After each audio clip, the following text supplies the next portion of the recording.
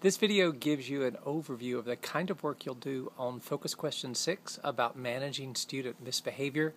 It's mainly designed to let those of you who need to go ahead and get started on it get a sense of the kind of work that you'll be doing.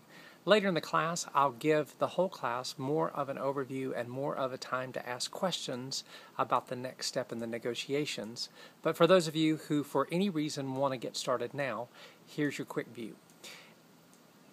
The whole purpose of this is to show that you can manage the misbehavior of teenagers at the level, just at the level that you would need beginning student teaching.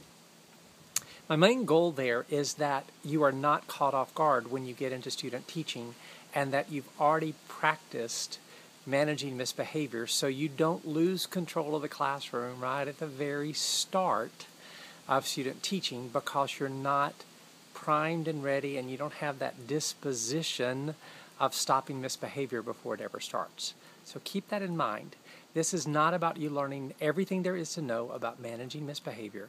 This is about you getting ready to be successful in student teaching. Of course, some of you are going to be teaching, maybe teaching full-time when you start teaching, so you'll need to progress beyond that to be successful in your own classroom.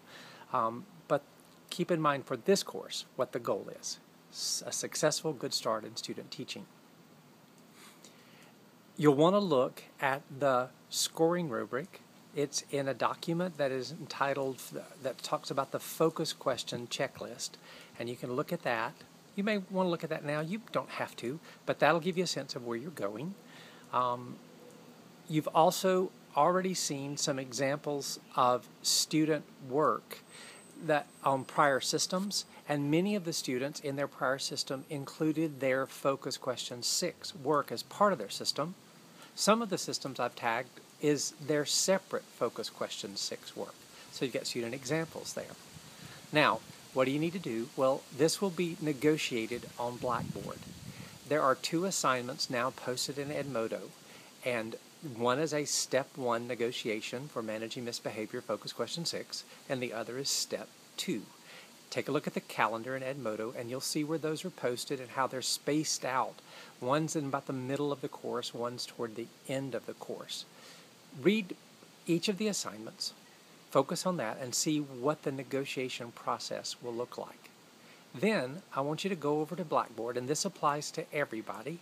I want you to go over to Blackboard and take a look at, in the discussion forum there, the FQ6 discussion forum, at all of the negotiations that prior students have started. Now, not every single one of them is right. So don't, if you look at one and you think it's a little bit off, it may have been. All you see in the Blackboard section that has been carried forward is the student's first post. You don't see, Blackboard doesn't carry forward any of the replies that I had made back to them and their replies back to me. So all you're seeing is the introductory post. Read several of them so that you can get a sense of the range of the kind of work that prior students have proposed.